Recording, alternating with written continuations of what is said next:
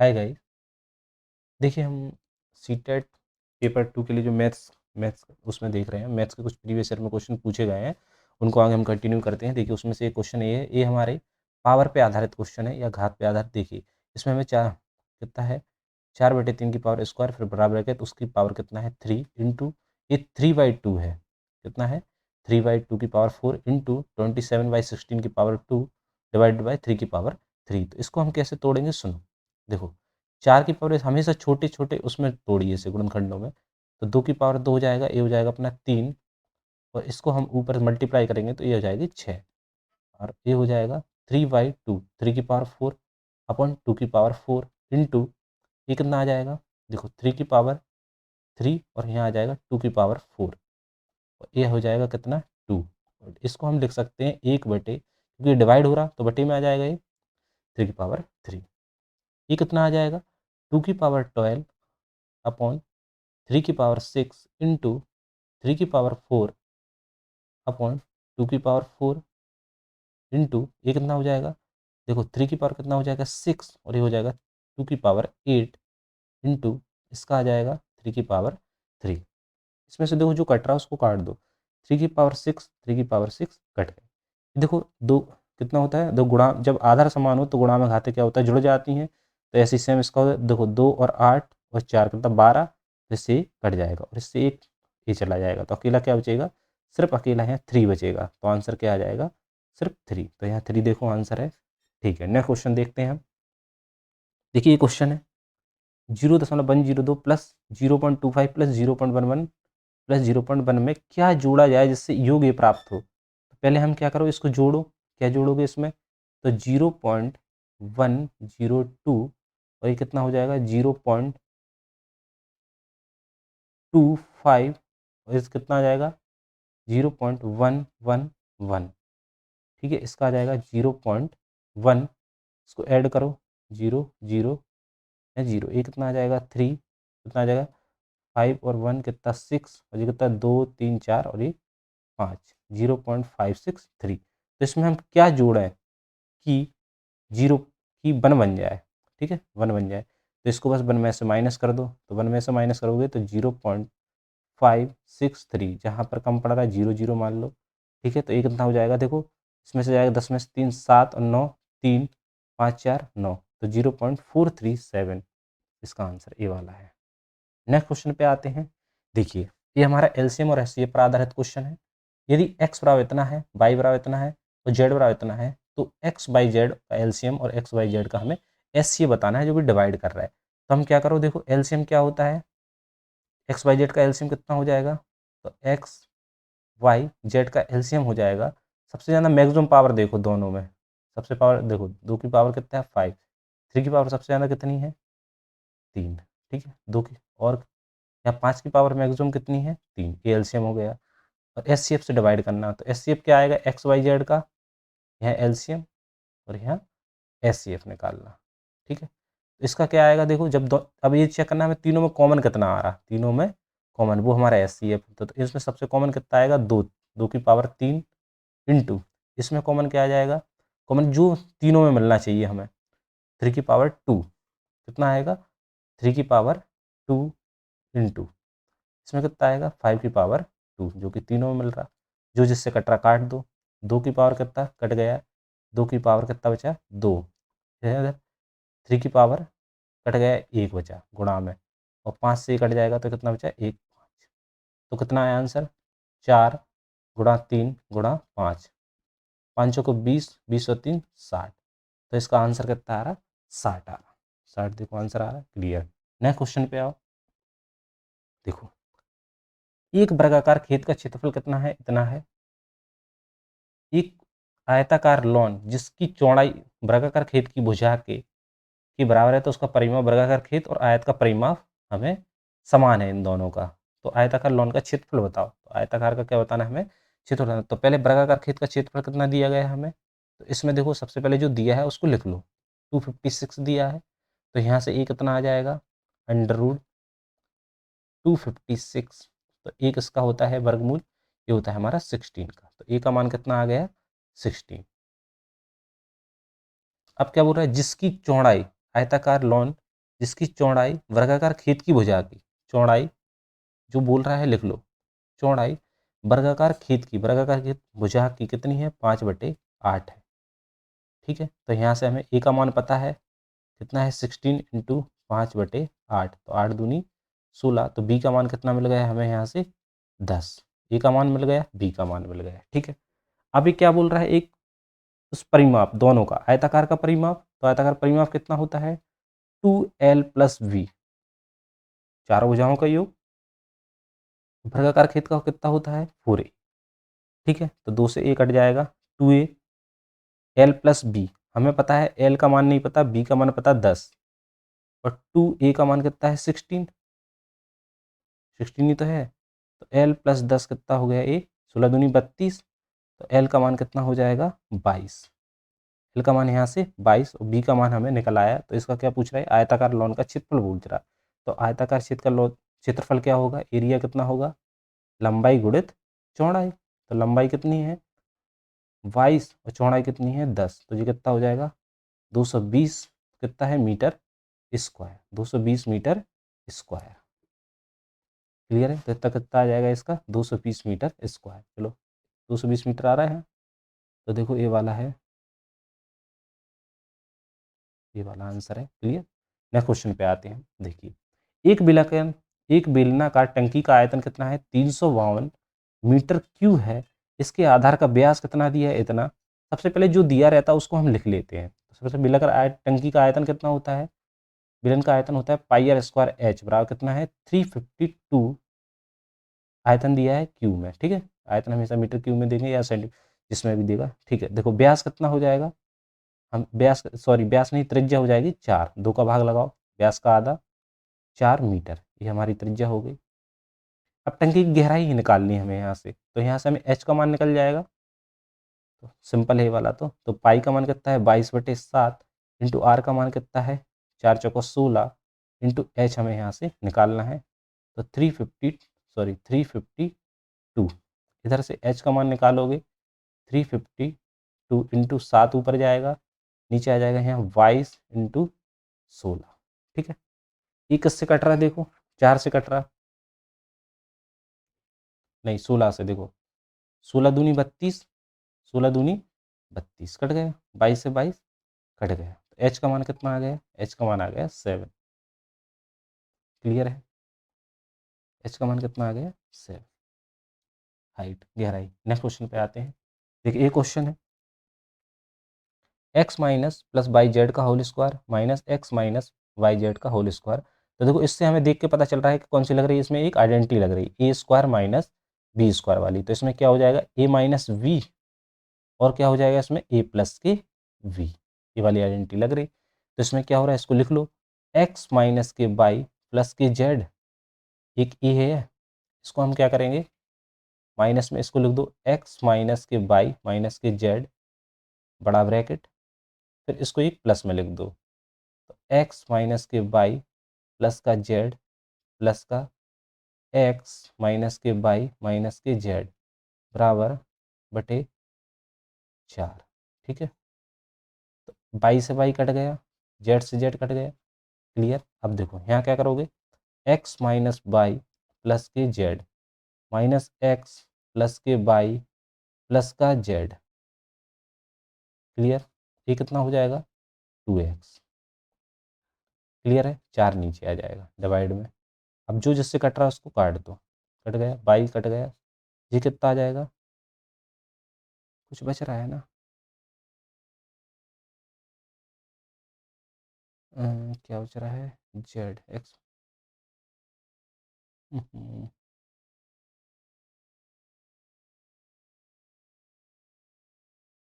क्या आ रहा है ये, 2 दूनी 4, ये तो कट रहा है, 2 दूनी 4, देखो x minus Y plus z minus x, जी प्लस है यहाँ पर जेड, तो ये किस में हो जाएगा माइनस में, माइनस में, और ये प्लस का हो जाएगा, तो यहाँ बच क्या रहा है, एक्स माइनस, एक बार दोबारा करो, अगेन करो, कोई गलती हो रही, X minus Y plus Z, इसमें हो जाएगा माइनस एक्स प्लस के वाई माइनस के जेड, जो कट क्या रहा, बाई से बाई कट रहा, जेड से जेड कट रहा, एक्स से एक्स कट रहा। नहीं यार, गलत कहाँ हो रहा है? A plus B, A minus B. Hmm, A minus है, ए माइनस है। प्लस अगेन देखो देखो, x minus Y plus Z, फिर इसमें माइनस का मल्टीप्लाई करोगे, एक्स प्लस का वाई प्लस का जेड। एक तो ये हो गई। एक इसको लिखोगे X minus Y plus Z plus X minus Y minus Z. ठीक है, और यहाँ आएगा अपना 4। देखो जो जिससे कट रहा काट दो, एक्स से एक्स कट गया, बाई से बाई कट गया। ठीक है, यहाँ क्या कट रहा है देखो, जेड से जेड कट गया, और क्या कट गया, बाई नहीं कट रहा। तो ये कितना आएगा देखो, ये यहाँ आ रहा 2z, कितना आ रहा 2z, और हो जाएगा 2x माइनस के 2y बाई 4। तो यहाँ से कॉमन आ जाएगा देखो ये वाला, तो ये बन जाएगा 4, इन दोनों में से common 4z x minus y अपन 4। तो 4 से 4 कट रहा, तो जेड एक्स माइनस वाई बचा। तो कहाँ पर है, Z X minus Y. Next question पे आते हैं। देखिए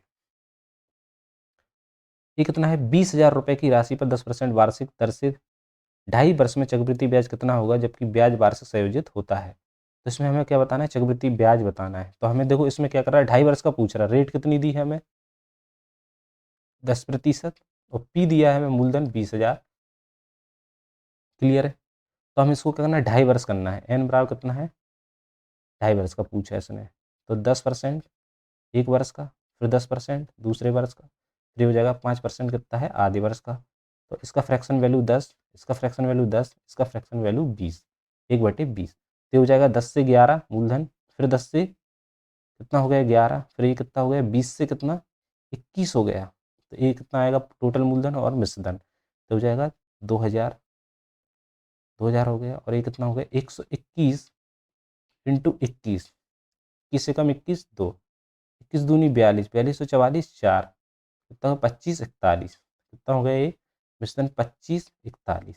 अब इनका ब्याज कितना रहेगा, ये रहे देखो 541 घटाओगे तो, अब ये कितना गुना है, ये मूलधन से 20,000 गुना, इधर कितना, सॉरी 20,000 नहीं, ये 20,000 है, तो इससे कितना है सिर्फ 10 गुना। जब ए इसके 10 गुना है, तो ये कितना हो जाएगा इसका भी 10 गुना, तो कितना हो जाएगा 5410। तो इसमें दिख रहा कहीं 5410। ठीक है, नेक्स्ट क्वेश्चन पे आते हैं। किसी समांतर चतुर्भुज एबीसीडी में एंगल डी कितना है, 76 डिग्री है। एंगल सी तथा एंगल डी के समद्विभाजक बिंदु ओ पर मिलते हैं। सी तथा डी के समद्विभाजक बिंदु ओ पर मिलते हैं, तो एंगल सी ओ डी की माप क्या होगी। तो एक समांतर चतुर्भुज है, सबसे पहले हम एक क्या बनाएंगे, समांतर चतुर्भुज बनाएंगे। ठीक है, समांतर चतुर्भुज बना लिया, जैसा बोल रहा है ए वी सी, और ये क्या हो गया डी। ठीक है, एंगल सी तथा एंगल डी के समद्विभाजक, समद्विभाजक मतलब डी कोण को और इनको दो भागों में हमें क्या करना है, बांट देना है, समद्विभाजित कर देना। बिंदु कहाँ मिल रहे हैं, ये ओ पर मिल रहे हैं। तो एंगल सी कितना है, यदि एंगल डी टोटल बोल रहा है इधर, एंगल डी कितना है 76। ठीक है, तो समांतर क्षेत्र में एक चीज ध्यान रखना आप, इसमें एक एक प्रॉपर्टीज की क्या होती है कि इसमें क्या होता है, विपरीत एंगल बराबर होंगे। जब ये 76 है तो ये भी कितना होगा 76। ठीक है, हो गया विपरीत एंगल, और इसमें आसन भुजाओं के कोण का योग कितना होता है टोटल 180, मतलब बी प्लस सी कितना होगा टोटल 80, 180, और जिनके विपरीत कोण क्या होंगे बराबर। तो ये 76 है, तो ये कितना हो जाएगा 180 में से हम घटा देंगे तो सी का मान निकल आएगा, सी की कोण सी निकल आएगा 180 माइनस 76। तो यहाँ से हम एंगल सी निकालेंगे, कितना निकलेगा 4, जी कितना बचा है 0, तो ये कितना बचा 104। ठीक है, तो ये हमारा कितना निकला है 104 डिग्री। अब सुनो, अब देखो ये क्या कर रहा है, एंगल को दो भागों में समद्विभाजित कर रहा है। तो 76 का आधा कितना होता है, तो 36 दो अट्ठे 16, तो ये कितना होगा 38 डिग्री। इसका आधा कितना होगा जब ये वाला देखो, और ये इसका आधा कितना होगा इतना सा 38 से 2 पंचे 10 और 52।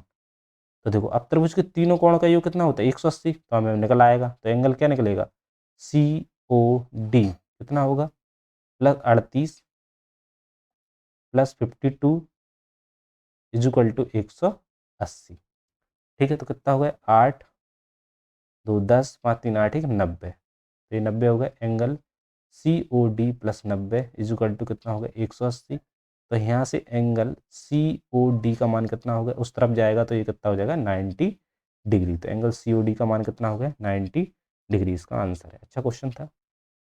देखिए अब हमारे पास ये वाला क्वेश्चन है, इसमें हमें आंकड़े दिए गए हैं 12 7 13 3 16 15 18 19 27 18 18 34 29 के परिसर, बहुलक और माध्यक का माध्य ज्ञात करना है। देखो इस टाइप का क्वेश्चन 100% आता है एक। ठीक है, तो देखो सबसे पहले हमें क्या करना है, असेंडिंग ऑर्डर में लिख लो इसे हम। सबसे पहले हम क्या लिखेंगे 3, सबसे पहले हमने 3 लिख लिया है। 3 से बड़ा क्या है, 3 से बड़ा इसमें 7 है, तो 7 को लिख लो। क्लियर है, 7 हो गया। 3 7, इसके बाद क्या आ रहा, 3 7 13। ठीक है, इसको 13 को लिखो, 13 लिख लिया हमने। इसके बाद क्या आ रहा 13, सॉरी 12 आ रहा पहले, तो पहले हम 12 फिर उसके बाद 13, तो 12 13। इसके बाद क्या आ जाएगा 12 13 के बाद 15, इसके बाद आ जाएगा 15, तो हमने 15 लिख लिया। 15 के बाद आएगा 16, तो हमने 16 लिख लिया। 16 के बाद क्या आ जाएगा 18, 16 के बाद हमने 18 लिखा। वो भी 18 कितनी बार, 2 बार आ रहा, देखो 18 2 बार आ रहा, 18 18। ठीक है, उसके बाद 19, उसके बाद 19 लिखा हमने। इसके बाद कितना आएगा 19 लिख लिया। इसके बाद हमारा 27 आएगा, 27। इसके बाद हमारा 29, इसके बाद हमारा 34। क्लियर है। इनको हम क्या करेंगे अब टोटल। अब देखो पहले सुनो, टोटल नहीं करना है इसमें। सबसे पहले देखो बहुलक होता क्या है, बहुलक वो चीज़ होता है जो सबसे ज़्यादा बार रिपीट हुआ हो।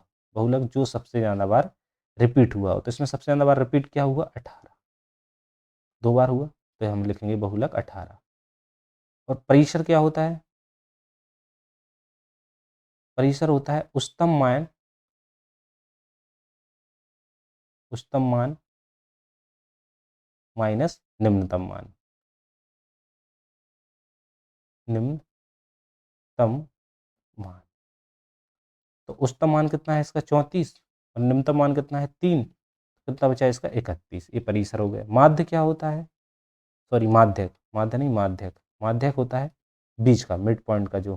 ठीक है, टोटल कितने हैं 1 2 3 4 5 6 7 8 9 10 11 12, 12 हैं, 12 ही है ना। देखो कहाँ गए, 1 2 3 4 5 6 7 8 9 10 11 12, 12 तो 6 6 6 6 ना करके 6 बट हटाओगे तो नहीं, 5 5 हटाओ, 5 यहाँ से 1 2 3 4 5, 5 इनको बाहर करो। ठीक है, 1 2 3 4 5, 5 हमने ये बाहर कर दिए, तो 18 और 16 34। ठीक है, अब 34 का क्या करो आधा, कितना आएगा 17। क्लियर है। तो अब 18 17 और 31, इन तीनों का क्या चाहिए हमें, माध्य। 18 17 और 31 का माध्य क्या करोगे, माध्य मीन्स एवरेज निकालो इन तीनों का, जोड़ दो। 18 17 31, 15 और 16, 3 4 5 6 66, 3 दूनी 22 आ रहा कहीं, 22, 22 इसका आंसर। नेक्स्ट क्वेश्चन पे आओ। देखिए त्रिभुज एबीसी में बीसी का मध्यबिंदु डी इस प्रकार है। त्रिभुज एबीसी में, त्रिभुज क्या है, त्रिभुज ए बी सी में बीसी का मध्यबिंदु क्या है डी। बीसी का मध्यबिंदु मतलब ए वाला, डी मध्यबिंदु डी है। इस प्रकार के ए डी बराबर क्या है बी डी। ठीक है, तो angle A D B, A D B मतलब जो भी एंगल दिया हो तो इसका बीच वाला देखा करो, ए होता है इसका एंगल। तो ए डी बी में बीच कौन सा एंगल दिया रहेगा डी, तो डी का मान कितना है हमारा, angle A D V, A D B कितना है 102, 102 डिग्री। ठीक है, अब सुनना, जब ए बी ए डी क्या दिया ने, ए डी और वी डी दो भुजाएं क्या है बराबर। अगर मैं बोलूं कि इसके सामने वाली भुजा, इसके सामने वाला कोण एक्स है, तो जस्ट इसके सामने वाला कोण क्या होगा एक्स, और हमें निकालना क्या है बी ए सी निकालना, वी ए सी मतलब ए वाला टोटल ए का एंगल निकालना, टोटल ए वाला एंगल निकालना। ठीक है, जब हमने बोला इस वाले एंगल को एक्स मान लिया, इसको मान लिया, तो ये कितना हो जाएगा त्रिभुज के तीनों कोणों का योग कितना होता है 100। तो हमें यहाँ से दो देखो जोड़ो x प्लस 102 बराबर 180 डिग्री। तो यहाँ से कितना हो जाएगा 2x प्लस 102 बराबर 180 डिग्री। तो यहाँ से कितना 2x बराबर कितना हो जाएगा 180 माइनस 102 मतलब 78 डिग्री। तो x का मान कितना हो जाएगा 2 3 6 2 9 18 39। जब इतना सा एंगल 39 है 39, तो इसका आधा है ना टोटल, तो इसका डबल कर दो। तो 39 दूनी कितना होता है 78, 39 दूनी 78, तो इसका 78 आंसर। ठीक है, थैंक यू ऑल, हमारी यहीं तक क्लास थी आज।